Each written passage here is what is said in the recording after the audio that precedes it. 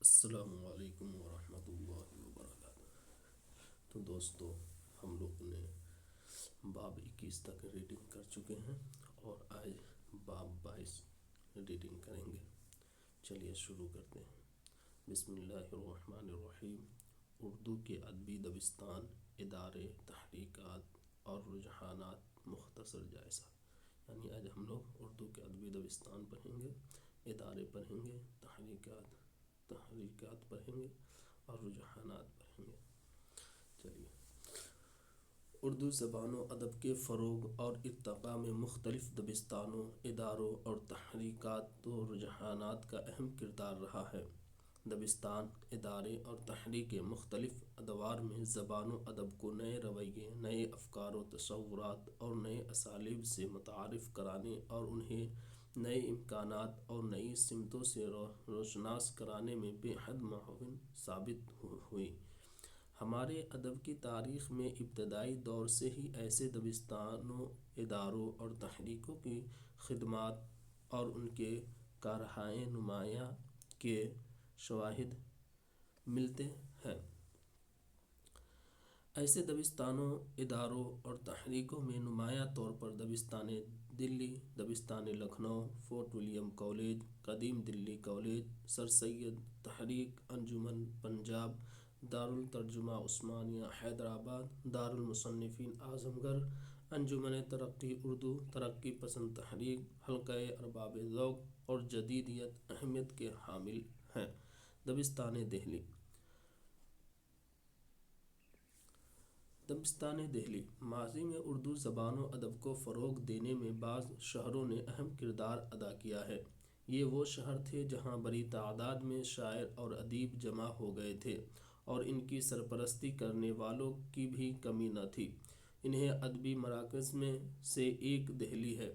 اردو شاعری کے فروغ میں اس شہر کی بڑی اہمیت ہے، یہاں تک کہ اسے ایک باقاعدہ ادبی اسکول کی حیثیت حاصل ہے۔ اس ادبی اسکول کو دبستان دہلی کہا جاتا ہے۔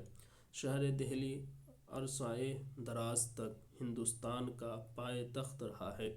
اس کی مرکزیت کی وجہ سے مختلف علوم و فنون کے ماہرین کے ساتھ ساتھ شعراء کی بڑی تعداد بھی یہاں ہر دور میں موجود رہی ہے۔ ان میں مقامی شعراء بھی تھے اور بیرونی بھی۔ اس طرح اردو شعر و ادب کی تاریخ میں دہلی کو مرکزی حیثیت حاصل ہو گئی۔ مرکزیت کے اظہار کے لیے دبستان دہلی یا دہلی اسکول کی اصطلاح استعمال کی جاتی ہے۔ تاریخی ترتیب کے لحاظ سے یہاں کے مشاہیر شعراء کے نام اس طرح ہیں: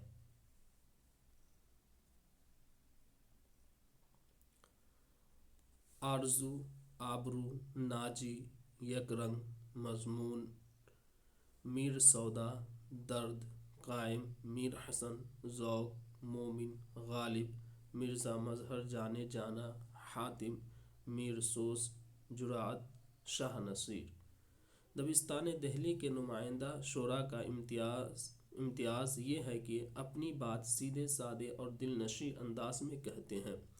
ان کے یہاں عام طور سے تصنع نہیں پایا جاتا۔ ان کی شاعری میں داخلیت زیادہ ہے، خارجیت کم، یعنی وہ اپنے جذبات کے اظہار پر زور دیتے ہیں۔ غزل روز اول سے حسن و عشق کے معاملات کے اظہار کا ذریعہ رہی ہے۔ دہلی کے شعراء نے بھی محبوب کے حسن کی تعریف کی ہے اور ہجر و وصل کے قصے سنائے ہیں، لیکن انہوں نے جذبہ عشق کا اظہار مہذب طریقے سے کیا ہے۔ انہیں وصل سے زیادہ ہجر عزیز ہے۔ مضامین تصوف بھی دہلی شعراء کو بے حد مرغوب ہے۔ دہلی علماء اور صوفیہ کا مسکن تھی کہ بعض شعراء خود بھی صوفی تھے۔ جو عملاً صوفی نہیں تھے، وہ بھی صوفیانہ خیالات کو شعر کے لیے موزوں سمجھتے تھے۔ مثلاً درد صوفی شاعر تھے۔ میر کی بھی اسی فضا میں تربیت ہوئی تھی۔ دلی کی بربادی اور خوف و دہشت کے ماحول نے بھی اردو شاعری میں مضامین تصوف کو فروغ دیا۔ دبستان لکھنؤ۔ دبستان لکھنؤ اورنگزیب کی وفات 1707 کے بعد ان کے وارثین کے درمیان ہونے والی جنگوں، درباری سازشوں اور بیرونی حملوں کی وجہ سے رفتہ رفتہ مغلیہ سلطنت کمزور ہوتی چلی گئی۔ دہلی بے رونق ہوئی تو فیض آباد اور پھر لکھنؤ کو عروج حاصل ہوا۔ اودھ کے صوبے دار سعادت خان نے فیض آباد کو دارالسلطنت بنایا اور برہان الملک کا لقب اختیار کیا۔ برہان الملک کے بعد صفدر جنگ اور پھر شجاع الدولہ کے عہد تک فیض آباد اودھ کا صدر مقام رہا۔ آصف الدولہ کے دور میں فیض آباد کے بجائے لکھنؤ دارالحکومت قرار پایا اور آصف الدولہ کی سخاوت اور لکھنؤ کی خوشحالی کا شہرہ ہوا۔ پھر غازی الدین حیدر اور نصیر الدین حیدر کا زمانہ آیا۔ سیاسی اعتبار سے انگریزوں کا عمل دخل بڑھا، لیکن لکھنؤ کی گہما گہمی اور رونق میں کمی نہیں آئی۔ سلطنت اودھ کی خوشحالی کا شہرہ سن کر دہلی کے متعدد شاعروں نے فیض آباد اور پھر لکھنؤ کا رخ کیا۔ جو شاعر پہلے فیض آباد پہنچے تھے وہ بھی بعد میں لکھنؤ آ گئے۔ اس طرح لکھنؤ میں ادیبوں اور شاعروں کی ایک دنیا آباد ہو گئی۔ میر زاہد، میر سوس، سودا، میر حسن وغیرہ شجاع الدولہ کے عہد میں فیض آباد پہنچ چکے تھے۔ میر تقی میر جرأت، انشا اور مصحفی آصف الدولہ کے زمانے میں لکھنؤ پہنچے۔ لکھنؤ میں شعر و شاعری کا آغاز ان شاعروں کی بدولت ہوا جن کی زندگی کا بڑا حصہ دہلی میں گزرا تھا۔ وہ شاعری میں اپنی پرانی روش پر قائم رہے، لیکن وہ لوگ جو کم عمری میں فیض آباد یا لکھنؤ آئے تھے یا جنہوں نے فیض آباد یا لکھنؤ میں ہی آنکھیں کھولی تھیں، جب انہوں نے شاعری شروع کی تو دہلی کے مقابلے ایک نیا لب و لہجہ، نئی فکر اور نئے اسالیب شعر سامنے آئے۔ یہیں سے دبستان لکھنؤ کا آغاز ہوتا ہے۔ دبستان لکھنؤ کے اہم شاعروں کی فہرست طویل ہے۔ ان میں رنگین، انشا اور جرأت اور ان کے بعد آنے والوں میں آتش اور ناصر اہم ترین ہیں۔ امام بخش ناسک دبستان لکھنؤ کے سب سے نمائندہ شاعر ہیں۔ ان سے دبستان لکھنؤ کو استحکام حاصل ہوا۔ اسی دور میں زبان کی اصلاح ہوئی، متروکات کی فہرست سازی ہوئی، شاعری کے نئے اصول و ضوابط مقرر ہوئے۔ اس ضمن میں ان کے شاگرد علی اوسط رشک کی خدمات میں ناقابل فراموش ہیں۔ رشک کے علاوہ بحر، وزیر، منیر، برق وغیرہ کا شمار ناسک کے مشہور شاگردوں میں ہوتا ہے۔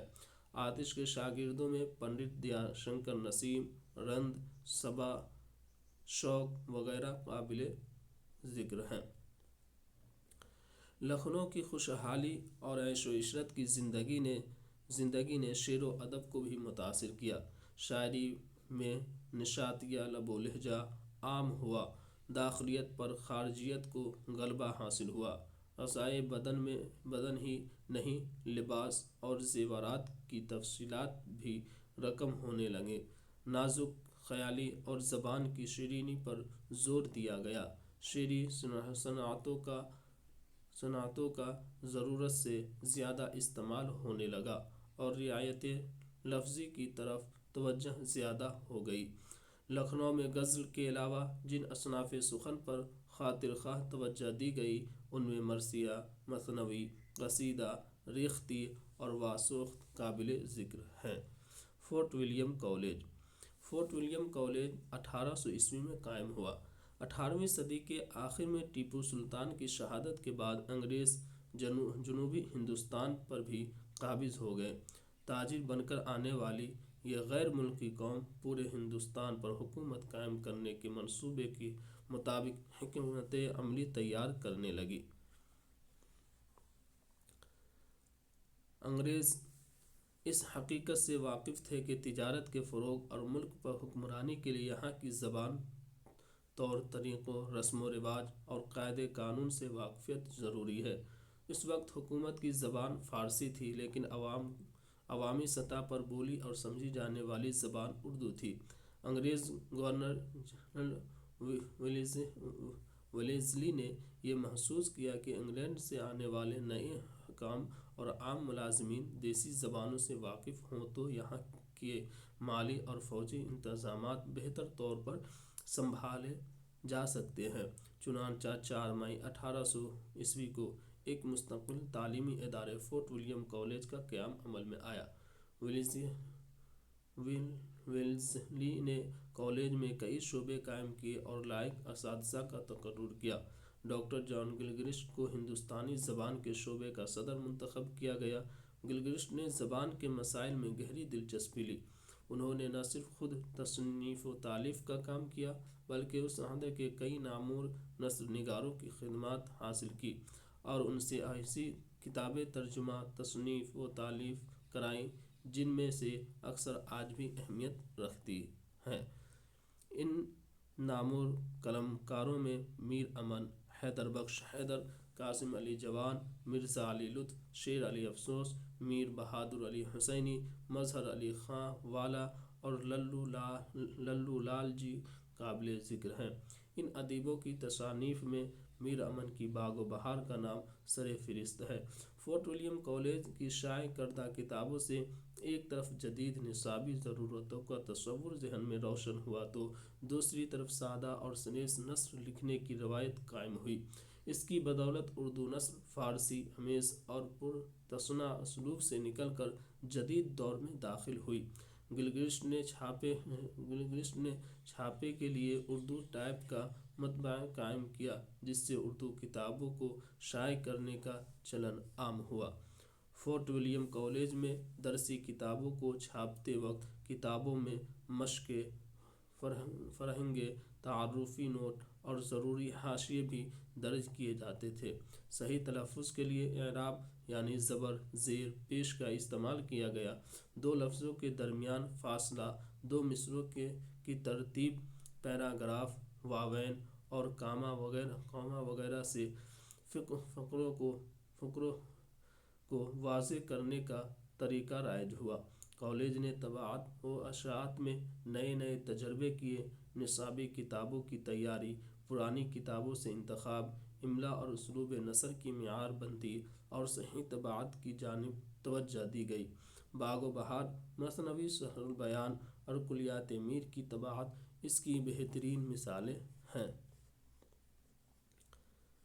میر شیر علی افسوس۔ میر شیر علی افسوس کی پیدائش 1732 میں ہوئی اور ان کی وفات 1809 میں ہوئی۔ میر شیر علی افسوس نارنول کے رہنے والے تھے۔ دہلی میں پیدا ہوئے۔ فیض آباد، لکھنؤ اور بنارس میں ان کا قیام رہا۔ 1800 میں فورٹ ولیم کالج میں مترجم کی حیثیت سے ان کا تقرر ہوا۔ فورٹ ولیم کالج میں ان کے ذمہ ترجمے کے ساتھ ساتھ مسودات کی تصحیح کا کام بھی تھا۔ ان کی مشہور کتابوں میں گلستاں کا اردو ترجمہ باغ اردو ہے۔ سجان رائے بھنڈاری کی فارسی کتاب خلاصۃ التواریخ کا اردو ترجمہ انہوں نے آرائش محفل کے نام سے کیا۔ میر امن کی پیدائش 1750 میں ہوئی اور ان کی وفات 1837 میں ہوئی۔ ان کا تفصیلی تعارف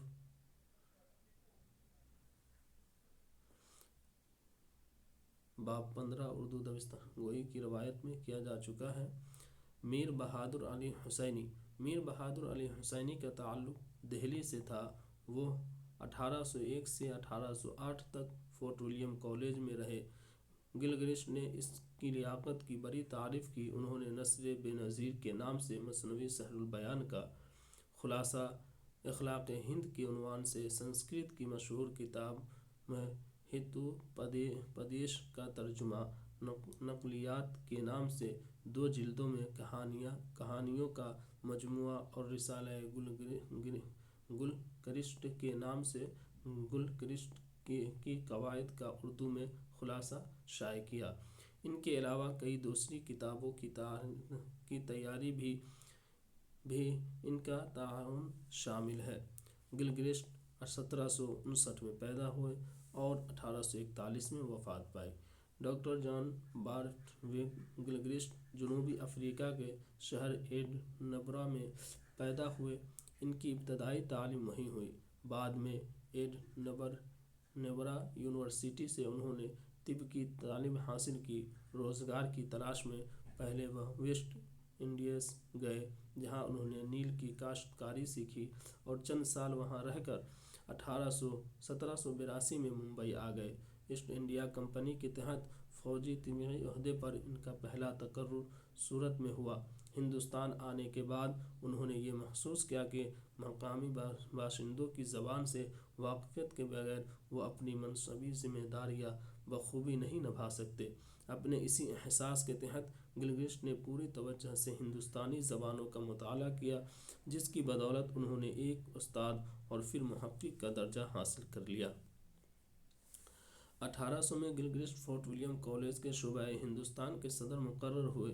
उन्होंने हिंदुस्तानी अंग्रेज़ी लुग़त, हिंदुस्तानी इल्मुल लिसान, उर्दू सर्फ़-ओ-नहव और मशरिक़ी ज़बान दानी जैसे मौज़ूआत पर मुश्तमिल तक़रीबन 1.5 दर्जन किताबें लिखी।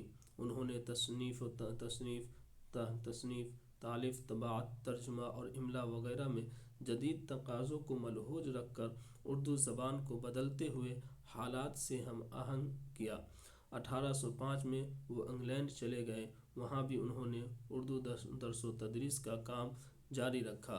उनका इंतकाल पेरिस में हुआ।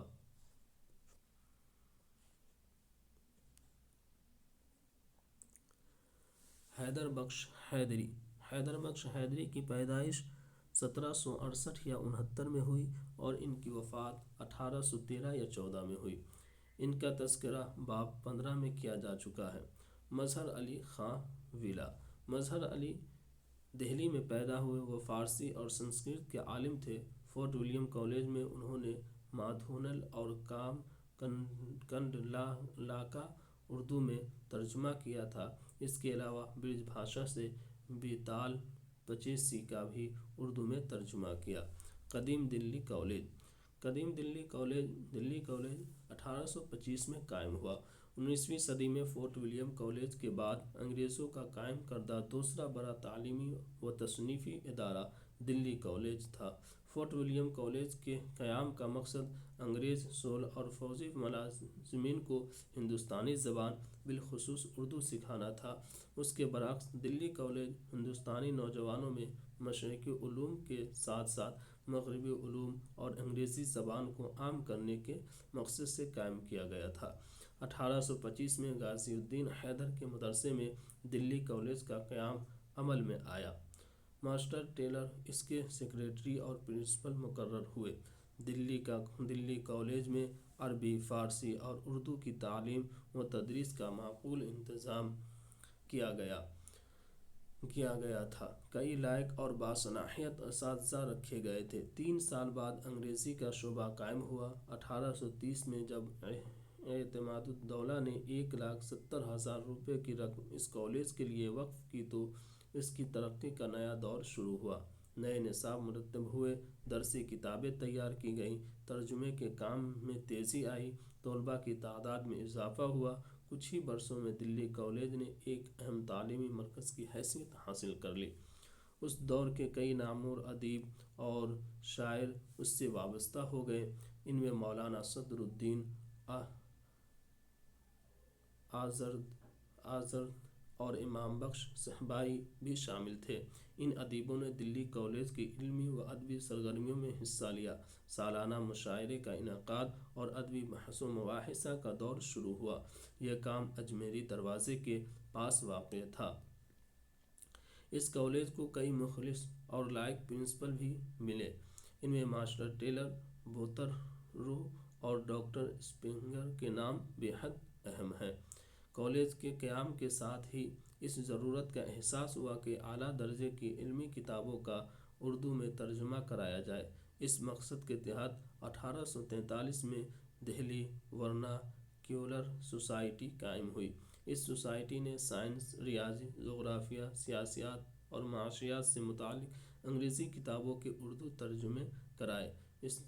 इस्तिलाह साज़ी और तर्जुमे के उसूल मुरतब किए गए।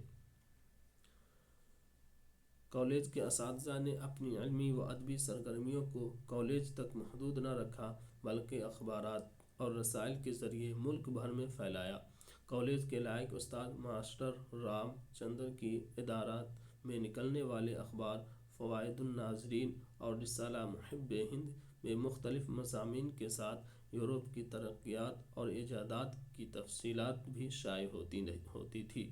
اخبار میں جدید تقاضوں کے تحت ادبی، سیاسی، سماجی اور اصلاحی مضامین بھی شائع ہوتے تھے۔ دلی کالج کی ایک خصوصیت یہ تھی کہ یہاں ذریعہ تعلیم اردو تھا اور سائنس، ریاضی، جغرافیہ، تاریخ، قانون، طب، منطق، فلسفہ وغیرہ کی تعلیم اردو میں دی جاتی تھی۔ اس کی بدولت اردو کے علمی و ادبی سرمایہ میں قابل قدر اضافہ ہوا۔ اردو زبان میں نئی نئی اصطلاحات اور الفاظ شامل ہوئے۔ دلی کالج نے کئی روشن خیال علمی و ادبی شخصیتوں کو پیدا کیا۔ ان میں ماسٹر رام چندر، مولانا امام بخش صاحبائی، مولوی مملوک علی نانوتوی، پیارے لال آشوب، ڈپٹی نذیر احمد، مولوی ذکاء اللہ، محمد حسین آزاد، مولوی ضیاء الدین، سید ناصر علی اور مدن گوپال کے نام قابل ذکر ہیں۔ 1857 میں کالج کا پہلا دور ختم ہو گیا۔ 1857 میں کالج کا پہلا دور ختم ہو گیا۔ اسی بنا پر اسے قدیم دلی کالج کہا جاتا ہے۔ 19ویں صدی کے آخر میں اس کالج کو اینگلو عربک کالج کے نام سے دوسری زندگی ملی۔ آزادی کے بعد 1948 میں اسے پھر دلی کالج کا نام دیا گیا۔ موجودہ دور میں اس کا نام ذاکر حسین دلی کالج ہے۔ انجمن پنجاب 1865 میں قائم ہوا۔ 1857 میں مغلیہ سلطنت کا خاتمہ ہو گیا اور سارے ملک پر انگریزوں کی حکومت قائم ہو گئی۔ دلی اور لکھنؤ کے اجڑنے کے بعد بعض ادیب و شاعر ہجرت کر کے لاہور پہنچے۔ ان میں محمد حسین آزاد، منشی پیارے لال آشوب، مولوی سید احمد دہلوی، مولوی کریم الدین اور خواجہ الطاف حسین حالی بطور خاص قابل ذکر ہیں۔ لاہور اس وقت علم و ادب کی سرگرمیوں کا ایک اہم مرکز تھا۔ گورنمنٹ کالج لاہور کے پرنسپل G. W. لائٹنر مشرقی علوم میں گہری دلچسپی رکھتے تھے۔ انہوں نے حکمت پنجاب کی ایما پر پنڈت من پھول کی صدارت میں 21 جنوری 1865 کو انجمن مطالب مفیدہ پنجاب قائم کی، جسے عام طور پر انجمن پنجاب کہا جاتا ہے۔ ڈاکٹر لائٹنر کو اس کا صدر بنایا گیا۔ انجمن کے سرپرست اور محرک اصلاً کرنل ہارلائیڈ تھے، لیکن ان کے منصوبوں کو عملی شکل ڈاکٹر لائٹنر نے عطا کی۔ انجمن پنجاب کے درج ذیل مقاصد تھے: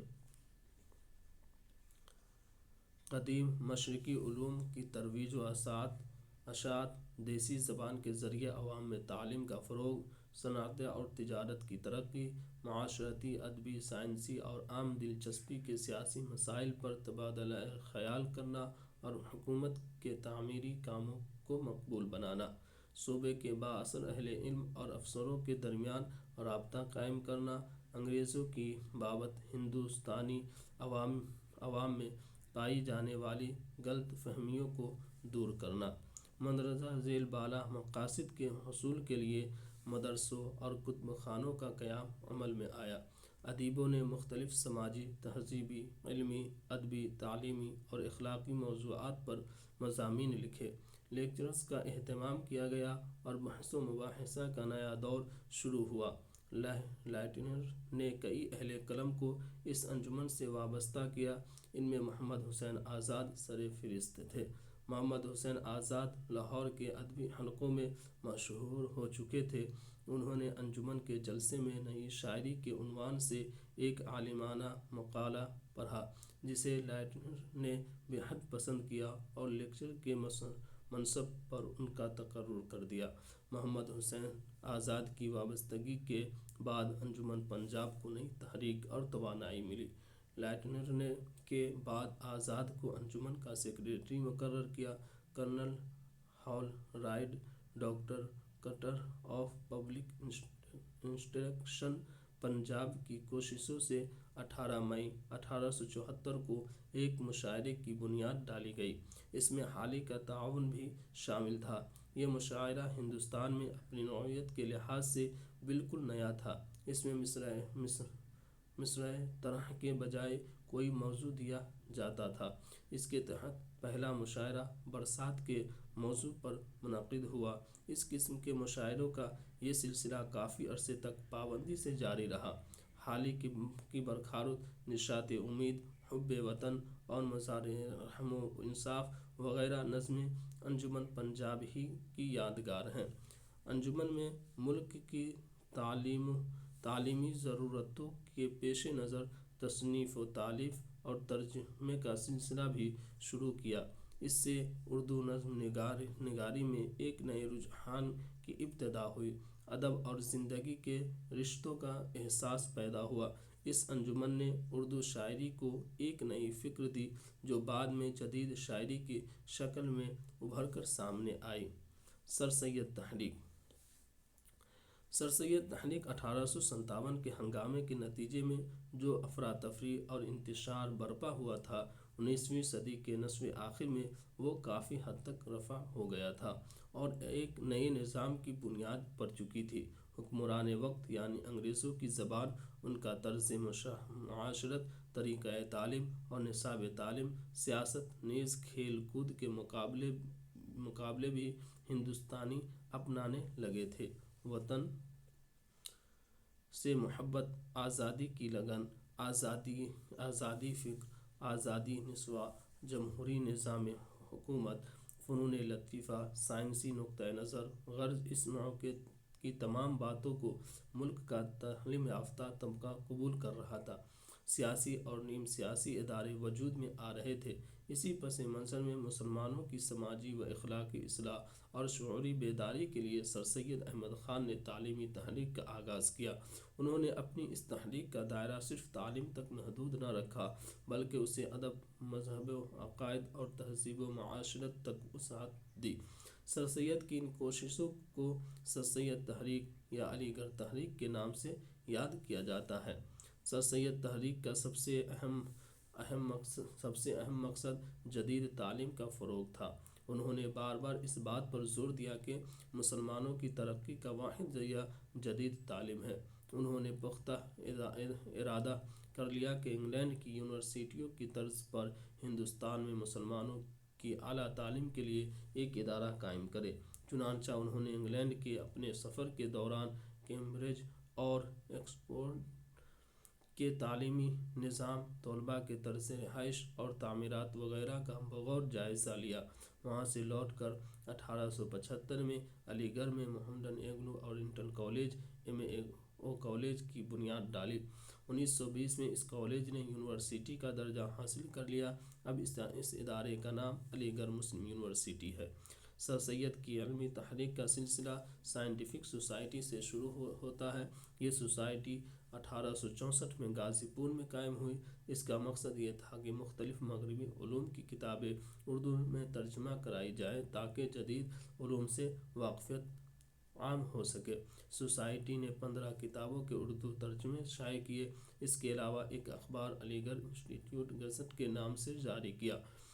जब कॉलेज के कामों में सर सैयद ज़्यादा मसरूफ़ हो गए तो सोसाइटी की सरगर्मियाँ भी कम होती गई। आखिर उसे कॉलेज कमेटी में ज़म कर दिया गया। सर सैयद तहरीक के ज़माने में उस सोसाइटी की खिदमत हमेशा याद रखी जाएगी। मुसलमानों की फलाह और तरक्की के लिए सर सैयद जदीद तालीम के हसूल को नागुज़ीर समझते थे। उनकी ख्वाहिश थी कि हिंदुस्तान के मुसलमान तालीमी सरगर्मियों में बढ़ चढ़ कर हिस्सा ले। इस मकसद के तहत उन्होंने 1886 में मोहम्मदन एजुकेशनल कॉन्फ्रेंस कायम किया। मुल्क के मुख्तलिफ़ शहरों में इसके जलसे हुआ करते थे जिनमें जदीद तालीम के हसूल पर ज़ोर दिया जाता था। ये इदारा अब भी मुस्लिम एजुकेशनल कॉन्फ्रेंस के नाम से खदमात अंजाम दे रहा है। सर सैयद तहरीक का दूसरा अहम मकसद मुआशरे की इस्लाह था। चुनांचा सर सैयद ने हसूल तालीम के साथ साथ मुआशरे की खराबियों को दूर करने पर भी ज़ोर दिया। इंग्लैंड के अपने सफ़र के दौरान वह अंग्रेज़ों की शाइस्तगी और तहज़ीब سے بہت متاثر ہوئے۔ یہاں یہاں انہیں معلوم ہوا کہ انگلینڈ کے باشندے بھی پہلے طرح طرح کے معاشرتی برائیوں میں مبتلا تھے، تاہم رچرڈ اسٹیل اور ایڈیسن نام کے دو صاحب نظر حضرات نے دو رسالے ٹیٹلر اور ایکسپیکٹیئر جاری کیا اور اپنے معاشرے کی اصلاح میں کامیابی حاصل کی۔ چنانچہ سر سید نے طے کیا کہ وہ بھی اسی طرح اپنے ملک میں اصلاحی معاشرہ کی خدمت انجام دیں گے۔ ہندوستان واپس آ کر انہوں نے رسالہ تہذیب الاخلاق جاری کیا اور اس میں معاشرتی و اصلاحی موضوعات پر مضامین لکھے جانے لگے۔ سر سید کی ان تعلیمی اور اصلاحی خدمات سے اردو زبان و ادب کو بھی فیض پہنچا۔ سر سید عہد سے بھی پہلے علمی موضوعات پر اظہار خیال کے لیے یا تو فارسی زبان استعمال کی جاتی تھی یا اردو کی دقیق اور پیچیدہ نثر۔ سر سید نے اردو میں سادہ اور بے تکلف علمی نثر کو رواج دیا۔ تہذیب الاخلاق میں جن علمی، اخلاقی، معاشرتی اور مذہبی موضوعات پر مضامین لکھے گئے وہ اردو میں نئے تھے۔ ان مسائل و مباحث کے لیے ایک نئے طرز اور نئے اسلوب کی بھی ضرورت تھی۔ سر سید نے اس نئے انداز تحریر کو خود ایجاد کیا۔ سادگی اور بے تکلفی اس طرز تحریر کی خوبی ہے۔ سر سید کی بدولت اردو نثر علمی اور سائنسی موضوعات پر اظہار خیال کے قابل بن گئی۔ سر سید کو اپنی تعلیمی اور اصلاحی تحریک کے ضمن میں ایسے باکمال رفیق اور ساتھی ملے جنہوں نے اردو نثر کی روایت کو آگے بڑھایا اور اسے استحکام بخشا۔ ان میں مولانا الطاف حسین حالی، شبلی نعمانی، ڈپٹی نذیر احمد، محمد حسین آزاد، مولوی چراغ علی، نواب محسن الملک، نواب وقار الملک اور مولوی ذکاء اللہ کے نام شامل ہیں۔ ان اہل قلم نے اردو زبان و ادب کی توسیع میں نمایاں کردار ادا کیا۔ مغربی ادب کی بعض نئی اصناف سے بھی متعارف کرایا۔ ہمارے قدیم ادب میں یا تو ان کا سرے سے وجود ہی نہ تھا یا اگر تھا تو ان کی شکل مختلف تھی۔ ان میں بعض نئے رجحانات خاص طور پر قابل ذکر ہیں۔ مثلاً نیچرل شاعری کی تحریک جسے آزاد اور حالی نے فروغ دیا۔ نیچرل شاعری سے مراد یہ ہے کہ جو کچھ لکھا جائے وہ فطری جذبے کے تحت فطری انداز سے لکھا جائے۔ قدیم طرز کی شاعری میں انحراف بھی اسی تحریک کا ایک جز ہے۔ اردو میں جدید تنقید کا آغاز بھی سر سید اور رفقائے سر سید سے ہوتا ہے۔ ان کے رفیقوں میں حالی اور شبلی نے اردو تنقید کو بلند مقام پر پہنچایا۔ انہوں نے سوانح نگاری کے فن کو بھی فروغ دیا۔ تاریخ نگاری کا علمی انداز بھی اسی دور میں شروع ہوا۔ اس ضمن میں شبلی، عبدالحلیم شرر اور ذکاء اللہ کے نام قابل ذکر ہیں۔ ڈپٹی نذیر احمد نے اردو میں نئے طرز کے قصے لکھ کر ناول کو مقبول بنایا۔ اس عہد میں مقالہ نگاری کا رواج بھی عام ہوا۔ محسن الملوک، وقار الملوک، چراغ علی، شبلی اور حالی کے مقالے اردو ادب میں بلند مقام رکھتے ہیں۔ سر سید تحریک کی خدمات تاریخی، سماجی اور ادبی ارتقاء کی راہ میں سنگ میل کی حیثیت رکھتی ہے۔ اس تحریک نے بیداری کے اس دور کا آغاز کیا جس کی بدولت ادب کا رشتہ زندگی سے مستحکم ہو گیا، نیز صحت مند اور توانا اسالیب وجود میں آئے۔ ادب سماج اور تہذیب کی اصلاح و ترقی کا ذریعہ بن گیا۔ انجمن ترقی اردو 1903 میں قائم ہوا۔ اردو کی علمی و ادبی حیثیت کو جن اداروں نے فروغ بخشا ان میں انجمن ترقی اردو خصوصی اہمیت رکھتی ہے۔ یہ انجمن شروع میں محمڈن ایجوکیشنل کانفرنس کی ایک ضمنی شاخ تھی جس نے ایک مستقل ادارے کی حیثیت اختیار کر لی۔ اس کے لیے صدر پروفیسر اور نائب صدر ڈپٹی نذیر احمد، مولوی ذکاء اللہ اور مولانا حالی نے شبلی نعمانی اس انجمن کے پہلے سیکریٹری منتخب ہوئے۔ انجمن کے مقاصد درج ذیل ہیں: اصلاح زبان، یعنی غیر مانوس اجنبی الفاظ و محاورات کو رفع کرنا اور ان سے بچنا اور صحیح اور فصیح زبان کو رواج دینا۔ ہندوستان کے جن اضلاع میں اردو کا رواج نہیں ہے یا کم ہے، ان میں اردو زبان کو رواج دینے کی کوشش کرنا، قدیم ادبی تصانیف کو ضائع ہونے سے بچانا اور جدید کو ترقی دینا، علمی کتب کے اشاعت کے ساتھ ساتھ اصطلاحات مرتب کرنا۔ شروع میں انجمن کا دفتر علی گڑھ میں تھا۔ 1912 میں جب مولوی عبدالحق سیکریٹری منتخب ہوئے تو انجمن کا دفتر اورنگ آباد منتقل ہو گیا، جو اس زمانے میں ریاست حیدرآباد کا ایک حصہ تھا۔ یہاں انجمن کو پھیلنے پھولنے کا بھرپور موقع ملا۔ کچھ عرصے بعد یہ محسوس ہوا کہ انجمن کا دفتر کسی مرکزی مقام پر ہونا چاہیے تاکہ اردو کی اشاعت و ترقی کا کام ملک گیر پیمانے پر کیا جا سکے۔ اس لیے نومبر 1938 میں اسے دہلی منتقل کر دیا گیا۔ بابائے اردو کی کوششوں سے انجمن نے علمی و ادبی کتابوں کی اشاعت کے علاوہ اردو تحریک کو فروغ دینے میں قائدانہ کردار ادا کیا۔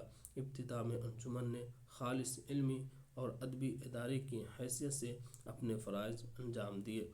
انجمن کی سرپرستی میں کتب خانے قائم کیے گئے، مختلف زبانوں کی کتابوں کے تراجم ہوئے، اردو اور سائنس جیسے رسالوں کا اجرا عمل میں آیا۔ اپریل 1939 میں ہماری زبان جاری ہوا۔ انجمن نے اردو ادب کی کئی قدیم اور نایاب کتابیں اور شعراء کے دیوان شائع کیے۔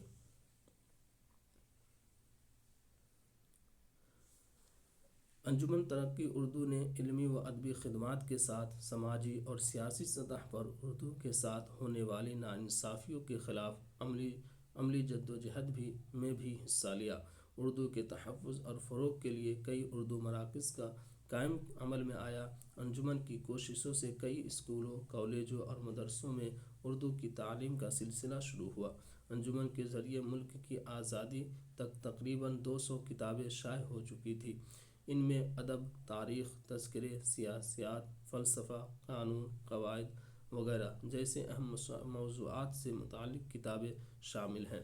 آزادی کے بعد بھی انجمن ترقی اردو کا علمی و ادبی سفر جاری ہے، جس کا مرکزی دفتر دہلی میں ہے۔ دارالمصنفین اعظم گڑھ۔ دارالمصنفین اعظم گڑھ 1915 میں۔ دارالمصنفین ملک کا مشہور تحقیقی و تصنیفی ادارہ ہے۔ اس کا خاکہ مولانا شبلی نے اپنی زندگی کے آخری دنوں میں تیار کر لیا تھا، مگر اس کا قیام ان کی وفات 1914 کے بعد ان کے عزیز شاگردوں مولانا حمید الدین فراہی، مولانا سید سلیمان ندوی، مولانا عبدالسلام ندوی اور مولانا مسعود علی ندوی کے ہاتھوں 1915 میں عمل میں آیا۔ دارالمصنفین کے قیام کے بعد مولانا مسعود علی ندوی اس کے انتظامی امور کے سربراہ، مولانا سید سلیمان ندوی تحقیقی و تصنیفی امور کے ناظم اور مولانا عبدالسلام ندوی اس کے رفیق تصنیف و تالیف مقرر ہوئے۔ مولانا حبیب الرحمن خاں شیروانی اور مولانا عبدالماجد دریابادی باہر رہ کر اس کی عمومی و انتظامی امور میں معاون رہے۔ 1916 میں سید سلیمان ندوی کی ادارت میں دارالمصنفین سے رسالہ معارف کا اجرا عمل میں آیا۔ اس کی اشاعت کا سلسلہ اب بھی قائم ہے۔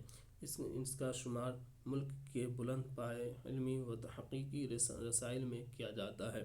سید سلیمان ندوی کے بعد بالترتیب شاہ معین الدین احمد ندوی، سید صباح الدین عبد الرحمن اور مولانا ضیاء الدین اصلاحی ناظم دارالمصنفین اور مدیر معارف رہے۔ سید نجیب اشرف ندوی بھی ایک عرصے تک اس ادارے سے وابستہ رہے۔ دارالمصنفین کے مقاصد حسب ذیل ہیں: ملک میں اعلیٰ مصنفین اور اہل قلم کی جماعت پیدا کرنا، تصنیف شدہ کتابوں اور دیگر علمی و ادبی کتابوں کی تباشات، بلند پایہ کتابوں کا ترجمہ۔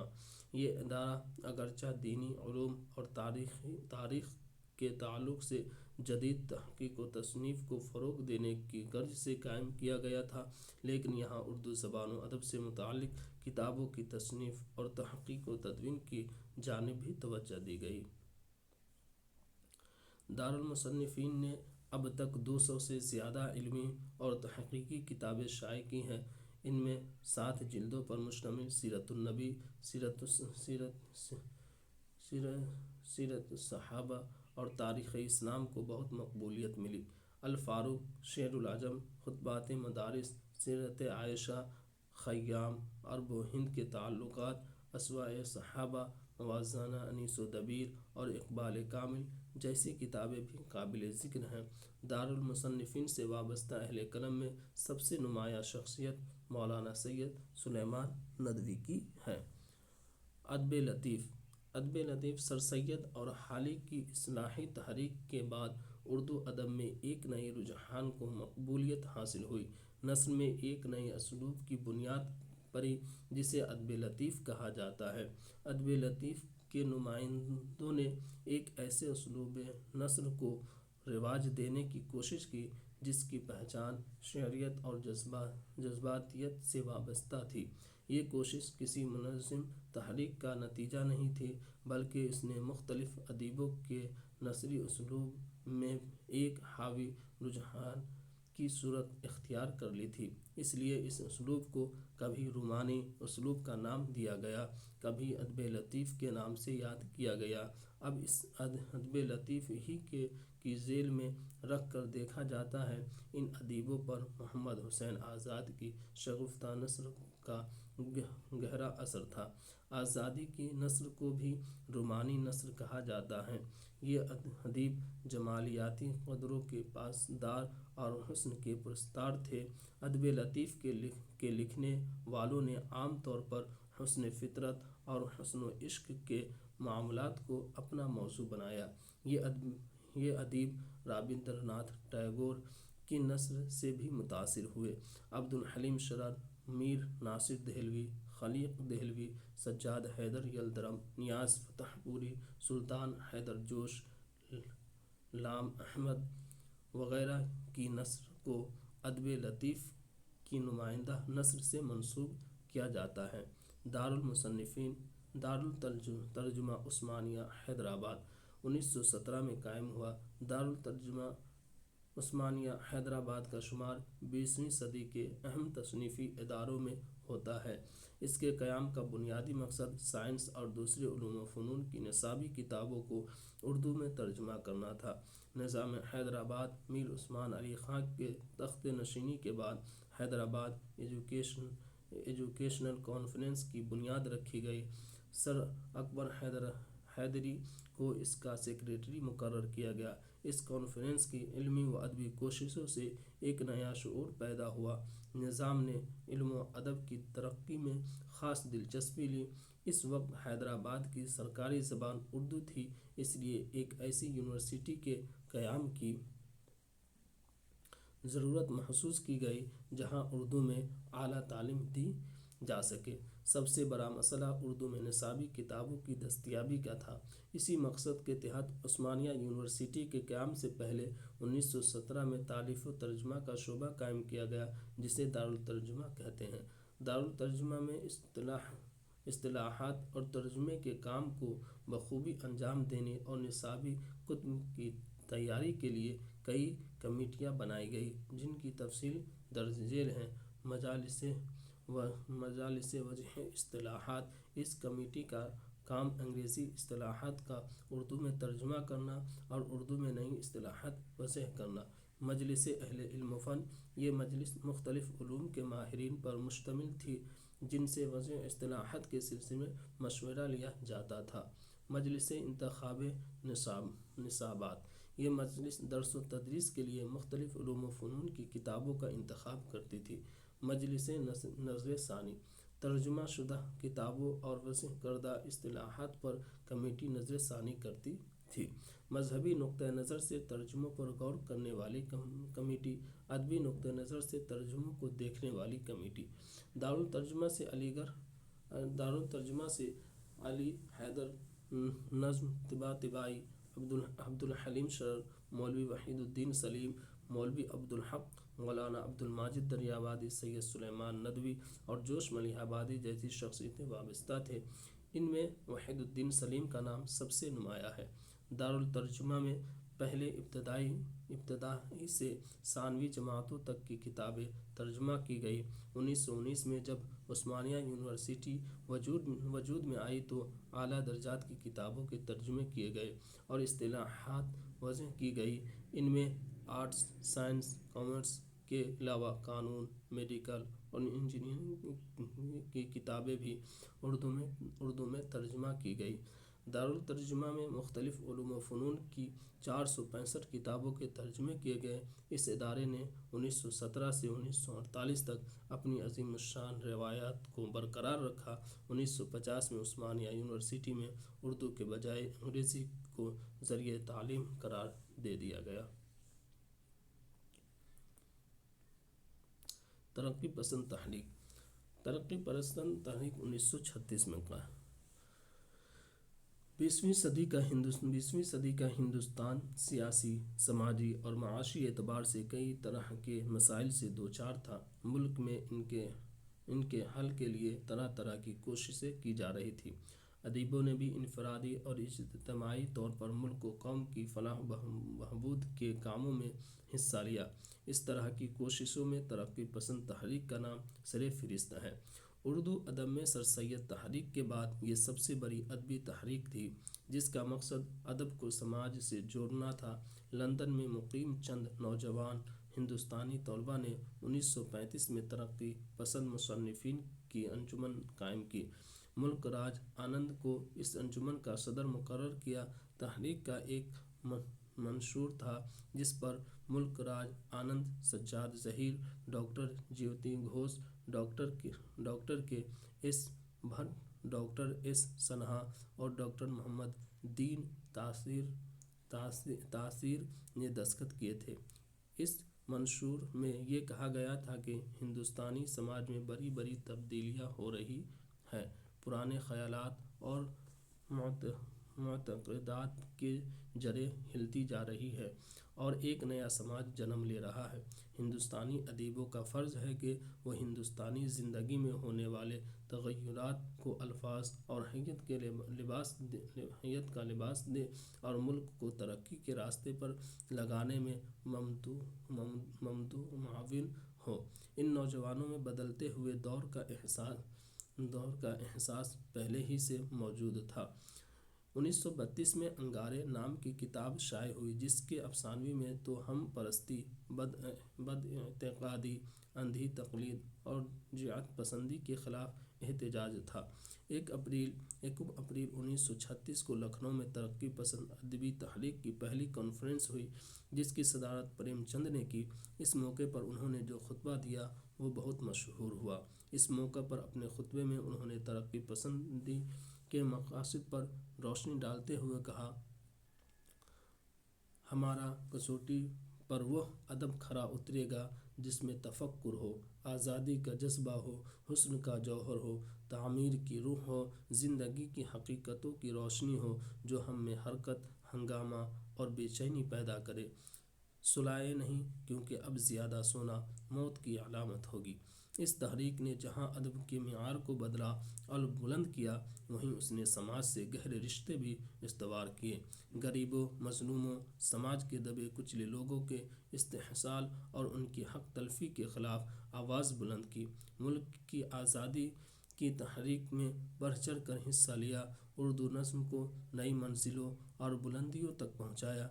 नावल, अफसाना और ड्रामा जैसी असनाफ़ में कई नए इनकलाबी मसाइल और मौज़ूआत को जगह दी। इस तरह हमारे अदब के सरमाए में बेशबहा इज़ाफ़ा हुआ। तरक्की पसंद शोरा में फ़ैज़ अहमद फ़ैज़, मखदूम मुहिउद्दीन, सरदार जाफ़री, कैफ़ी आज़मी, मजरूह सुल्तानपुरी, जान निसार अख्तर, اور احمد ندیم قاسمی کے نام اہم ہیں۔ فکشن نگاروں میں کرشن چندر، راجندر سنگھ بیدی، عصمت چغتائی، خواجہ احمد عباس کی خاص اہمیت ہے۔ سعادت حسن منٹو، قرۃ العین حیدر، عزیز احمد اور انتظار حسین کے افسانوی فن کی شناخت اسی دور میں قائم ہوئی، لیکن اپنے رویوں میں یہ ترقی پسند نہیں تھے۔ حلقۂ ارباب ذوق۔ حلقۂ ارباب ذوق 1939 میں حلقۂ ارباب ذوق کا قیام 16 اکتوبر 1939 کو لاہور میں عمل میں آیا۔ پہلے اس کا نام بزم داستان گویا تھا۔ اس کے تحت ادبی نشستیں منعقد ہوتی تھیں، جن میں شعری اور افسانوی ادب پر جدید مغربی تنقیدی تصورات کے تحت بحث کی جاتی تھی۔ اس بزم کے ادبی گروہ میں دن بدن اضافہ ہوتا رہا اور بعد میں اس بزم کا نام حلقۂ ارباب ذوق ہو گیا۔ ترقی پسند تحریک اور حلقۂ ارباب ذوق دونوں تنظیمیں ایک ہی دور میں ادبی منظر نامے پر ظاہر ہوئیں۔ اپنے ادبی نظریات کے اعتبار سے یہ دونوں ایک دوسرے کی ضد ہیں۔ ترقی پسند تحریک ادب برائے زندگی پر زور دیتی ہے، جبکہ حلقۂ ارباب ذوق ادب برائے ادب پر اصرار کرتا ہے۔ حلقے کی بنیاد ڈالنے والوں میں حفیظ ہوشیار پوری، شیر محمد اختر، تابش صدیقی، محمد افضل اور سید نصیر احمد شاہ کے نام اہم ہیں۔ بعد میں میرا جی اور نون میم راشد حلقے میں شامل ہوئے۔ ان دونوں نے مل کر حلقۂ ارباب ذوق کے اغراض و مقاصد طے کرنے میں اہم رول ادا کیا۔ یہ حضرات مغربی ادیبوں کے علاوہ فرائڈ اور یونگ کے نظریات سے متاثر تھے۔ میرا جی نے علامتی زبان پر زور دیا، موضوع کے برخلاف حیت کے تجربے کو اہمیت دی۔ اسی دور میں آزاد نظم کی بنیادیں مستحکم ہوئی اور غیر رسمی زبان کو فروغ ملا۔ میرا جی اور نون میم راشد کے علاوہ جن لوگوں نے حلقۂ ارباب ذوق کے مقاصد عام کرنے میں اہم رول ادا کیا، ان میں قیوم نظر، مختار صدیقی، یوسف ظفر اور ضیاء جالندھری وغیرہ کی خاص اہمیت ہے۔ لاہور کے بعد حلقۂ ارباب ذوق کی دوسری شاخ 1941 میں ضیاء جالندھری کے ایما پر دہلی میں قائم ہوئی، جس کی نشست ہر ہفتے اینگلو عربک کالج میں ہوا کرتی تھی۔ تقسیم ہند کے بعد ملک و بیرون ملک کے کئی شہروں میں اس کی شاخیں قائم ہو گئی اور اس کی تشہیر کے لیے رسالے بھی نکالے گئے۔ حلقے نے شعر و ادب کے جن نئے تصورات کی بنیاد رکھی تھی، ان میں سے بعض تصورات کو نمائندہ ادیبوں نے بھی برقرار رکھا۔ موجودہ ادوار میں بھی کسی حد تک ان کی معنویت قائم ہے۔ جدیدیت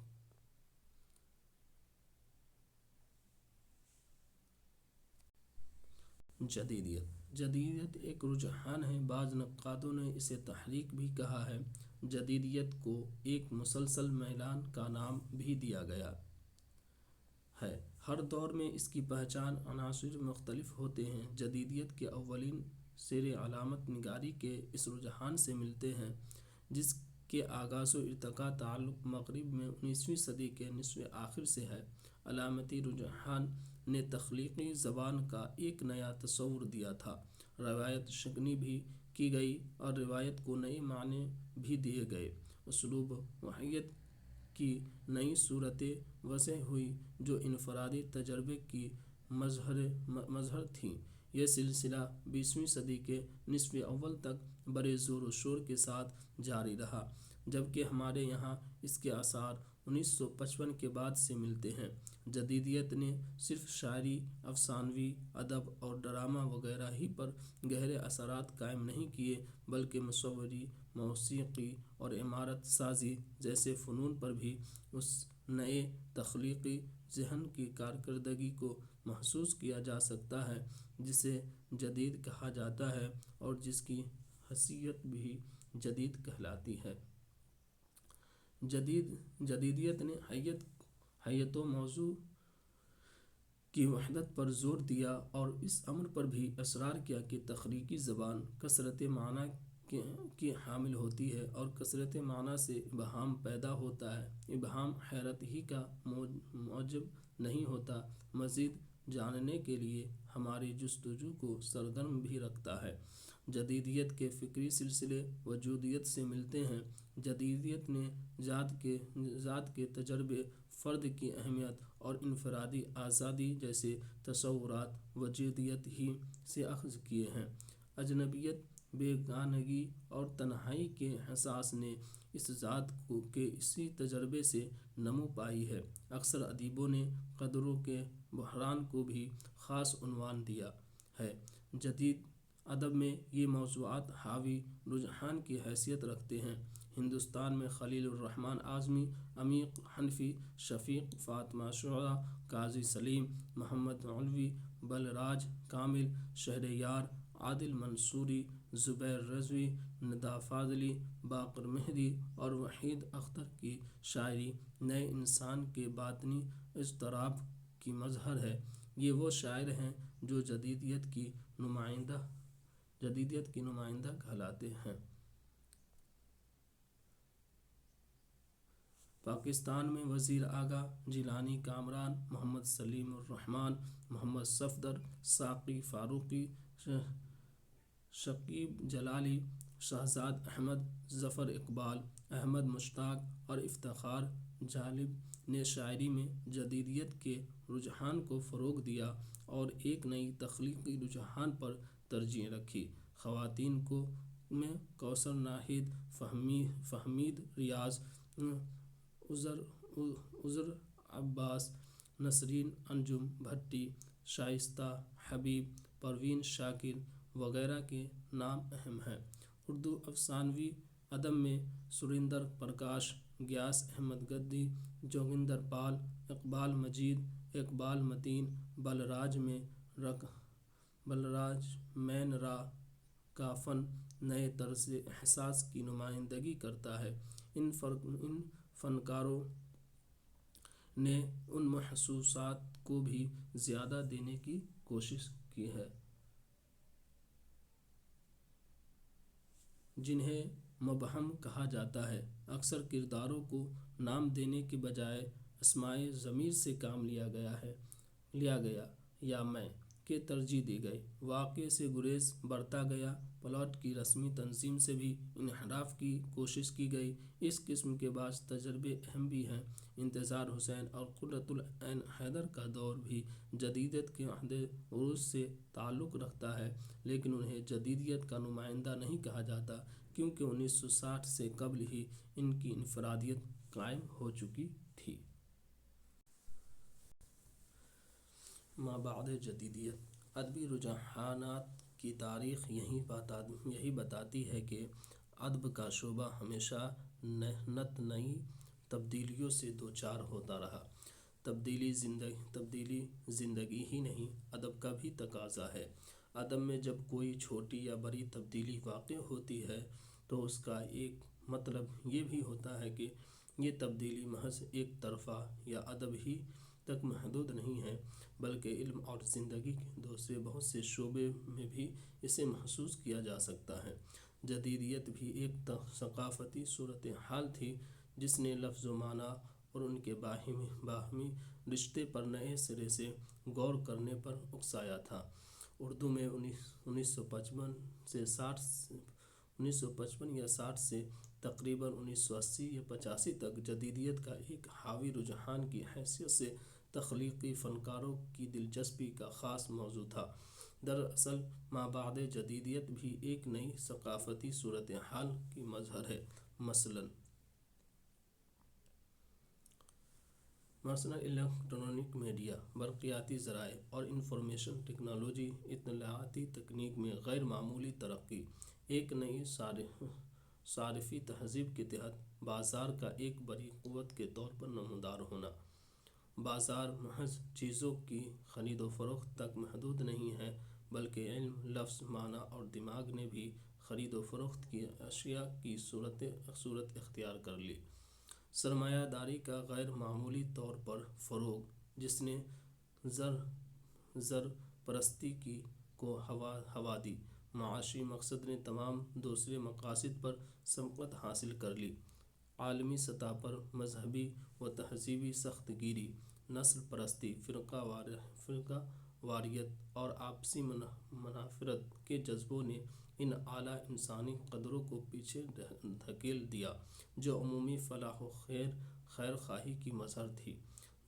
درج بالا صورتحال کے پہلو بپہلو جس ادبی تھیوری کو مابعد جدیدیت کہا جاتا ہے اور اس کا اثرات جن امور پر ہے انہیں اس صورت میں ترتیب دیا جا سکتا ہے۔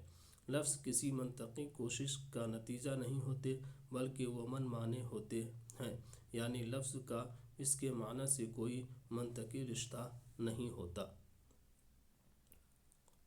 لفظ کے معنی بھی مستقل نہیں ہوتے، ان کا کوئی مرکز نہیں ہوتا، یعنی لفظ کے معنی گھڑی کے پنڈولم کی طرح ڈولتے رہتے ہیں۔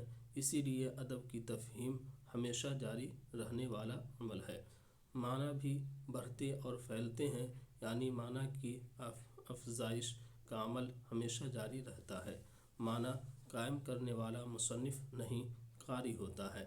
معنی ہی نہیں، ہر شے، ہر نظریہ، ہر حقیقت مرکز گریز ہے۔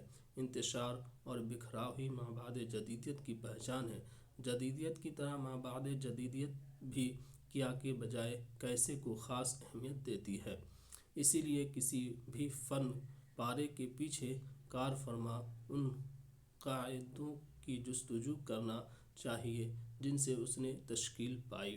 مابعد جدیدیت استناد اور روایتی قوانین و معیار کو حتمی قرار نہیں دیتی، وہ ہر اس قدر صداقت، اصول، قانون اور روایت کو سوال زد کرتی ہے جسے عمومی کسوٹی کے نام سے یاد کیا جاتا ہے۔ کوئی تخلیق یا کوئی بھی متن معصوم اور بے میل نہیں ہوتا۔ دوسرے بہت سے متون کا وہ زائدہ ہوتا ہے۔ مابعد جدیدیت تھیوری اس کو بین المتونیت سے تعبیر کرتی ہے۔ زبان شفاف میڈیم نہیں ہے، اسی لیے ادبی تفہیمات و تعبیرات میں اختلاف کی گنجائش قائم رہتی ہے۔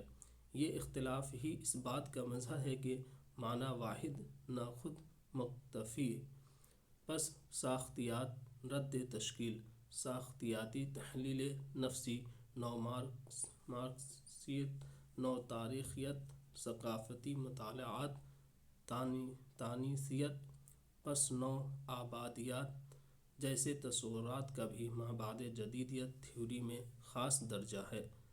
اردو میں جن نقادوں نے خاص اہمیت کے ساتھ اس تھیوری کو اپنی تنقید کا سرگرم موضوع بنایا، ان میں گوپی چند نارنگ، وزیر اعلیٰ فہیم اعظمی، قمر جمیل، جمیل علی بادیونی، وہاب اشرفی اور قاضی افضال حسین کی تحریر خاص نقط رکھتی ہے۔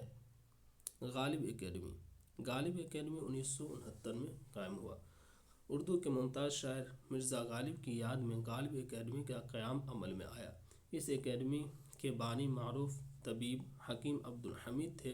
علم و ادب سے دلی شغف اور غالب سے تعلق خاص نے انہیں غالب صدی کے موقع پر اس ادارے کے قیام پر آمادہ کیا۔ غالب اکیڈمی غالب سوسائٹی کے زیر اہتمام کام کرتی ہے، جس کی عمارت اور دفتر بستی حضرت نظام الدین نئی دہلی میں واقع ہے۔ غالب اکیڈمی کی عمارت غالب کے مزار کے قریب ہے۔ اس اکیڈمی کے زیر اہتمام غالب میوزیم، لائبریری اور آرٹ گیلری، تحقیقی گوشہ، اشاعتی شعبہ، بک سینٹر اور سیل کاؤنٹر کے علاوہ ایک آڈیٹوریم بھی ہے۔ اس ادارے کے زیر اہتمام غالب اور ان کے عہد معاصرین پر بے شمار کتابوں کے علاوہ بڑی تعداد میں اردو زبان و ادب سے متعلق کتابیں منظر عام پر آ چکی ہیں۔ ایک رسالہ غالب بھی اس ادارے کی جانب سے شائع کیا جاتا ہے۔ غالب اکیڈمی ادبی و ثقافتی سرگرمیوں کے ایک اہم مرکز کے طور پر قومی سطح پر اپنی اہمیت رکھتی ہے۔ غالب انسٹی ٹیوٹ 1971 میں قائم ہوا 1969 میں غالب صدی تقریبات کے موقع پر سابق وزیر اعظم اندرا گاندھی اور فخر الدین علی احمد کی سربراہی میں غالب میموریل کمیٹی تشکیل دی گئی تھی، جس کی کوششوں سے 1971 میں غالب کی یاد میں ایک اہم ادارہ غالب انسٹی ٹیوٹ کا قیام عمل میں آیا۔ اس ادارے کی عمارت اور دفتر ماتا سندھری لین، نئی دہلی میں واقع ہے۔ غالب انسٹی ٹیوٹ غالب اور معاصرین غالب کے علاوہ اردو کی ممتاز شخصیتوں اور دیگر موضوعات پر کتابیں شائع کرتا ہے۔ اس ادارے کے ذریعے اردو زبان و ادب سے متعلق مختلف موضوعات و مسائل پر سیمینار اور مذاکروں کا انعقاد بھی کیا جاتا ہے۔ ان میں غالب پر منعقد کیا جانے والا سالانہ بین الاقوامی سیمینار خاص اہمیت کا حامل ہے۔ اس سیمینار میں ملک اور بیرون ملک کے کئی بلند پایہ نقاد اور اسکالرز شرکت کرتے ہیں۔ اس ادارے کے زیر اہتمام ایک 6 ماہی رسالہ غالب نامہ بھی شائع کیا جاتا ہے۔ ادارے کی عمارت میں سیمینار ہال، لائبریری اور غالب میوزیم کے علاوہ ایوان غالب کے نام سے ایک بڑا آڈیٹوریم بھی ہے، جس میں مختلف مواقع پر ادبی و ثقافتی پروگراموں کا انعقاد کیا جاتا ہے۔ غالب انسٹی ٹیوٹ کا شمار ملک کے اہم اردو اداروں میں ہوتا ہے۔ قومی کونسل برائے فروغ اردو زبان، نئی دہلی، 1996 میں قائم ہوا۔ قومی کونسل برائے فروغ اردو زبان کا قیام 1946 میں عمل میں آیا۔ اس ادارے کی حیثیت اردو زبان کے فروغ کے لیے قومی نوڈل ایجنسی کی ہے۔ اس سے قبل اس کا نام ترقی اردو بیورو تھا، جسے اردو زبان کے فروغ کے لیے مرکزی وزارت تعلیم و ثقافت نے قائم کیا تھا۔ قومی اردو کونسل برائے فروغ اردو زبان ایک خود مختار ادارہ ہے، لیکن اس کا انتظام و انصرام مرکزی حکومت کی وزارت فروغ انسانی وسائل کے ذمہ ہے۔ قومی اردو کونسل برائے فروغ اردو زبان کا موجودہ دفتر فروغ اردو بھون، جسولہ وہار، نئی دہلی میں واقع ہے۔ اس ادارے کے تحت اردو زبان و ادب کے فروغ سے متعلق مختلف سطحوں پر اقدامات کیے جاتے رہے ہیں۔ مختلف اسکیموں کے تحت بڑی تعداد میں ادبی، لسانی، تاریخی، تکنیکی اور دیگر موضوعات پر کتابیں شائع کرنے کے علاوہ مصنفین کی جانب سے کتابوں کی اشاعت، مالی تعاون، کتابوں کی خریداری، یونیورسٹیوں اور کالجوں اور دیگر اداروں کو سیمیناروں اور مذاکروں کے انعقاد کے لیے مالی امداد دینے جیسے اقدامات اس ادارے کے دائرہ کار میں شامل ہیں۔ کونسل کے ذریعے ملک کے مختلف حصوں میں غیر سرکاری تنظیموں کے اشتراک سے کمپیوٹر سینٹرز بھی چلائے جاتے ہیں۔ ادارے کے زیر اہتمام فکر و تحقیق اور اردو دنیا کے نام سے دو رسالے بھی شائع ہوتے ہیں۔ کونسل بچوں کی ادب میں ترقی کے لیے ایک رسالہ بچوں کی دنیا کے نام سے شائع کرتی ہے۔ اس طرح ایک قومی ادارے کی حیثیت سے کونسل اردو زبان و ادب کے فروغ میں اہم کردار ادا کر رہا ہے۔ مندرجہ بالا اداروں کے علاوہ ملک میں بہت سے ایسے سرکاری و غیر سرکاری ادارے قائم ہیں جو اردو زبان و ادب کی ترویج و اشاعت کے لیے کوشاں ہیں۔ ایسے اداروں میں NCERT Delhi, Sahitya academy Delhi, national book trust Delhi, Urdu academy Delhi, Fakhruddin Ali Ahmed memorial committee Lucknow کے علاوہ مختلف ریاستی سرکاروں کے ذریعے قائم کردہ اردو اکیڈمیاں ہیں جو اردو کے فروغ سے متعلق مختلف قسم کے اقدامات کر رہی ہیں۔ ان اکیڈمیوں میں خاص طور سے اتر پردیش اردو اکیڈمی، بہار اردو اکیڈمی، مغربی Bengal Urdu academy, Haryana Urdu academy, Andhra Pradesh Urdu academy, Karnataka Urdu academy, Madhya Pradesh Urdu academy, Maharashtra Urdu academy, Gujarat Urdu academy قابل ذکر ہیں۔ تو آج ہم لوگ نے 22 باب ریڈنگ مکمل کر چکے ہیں۔ پھر اگلا باب اگلی کلاس میں شروع کریں گے. چلیے بہت بہت شکریہ. السلام علیکم ورحمۃ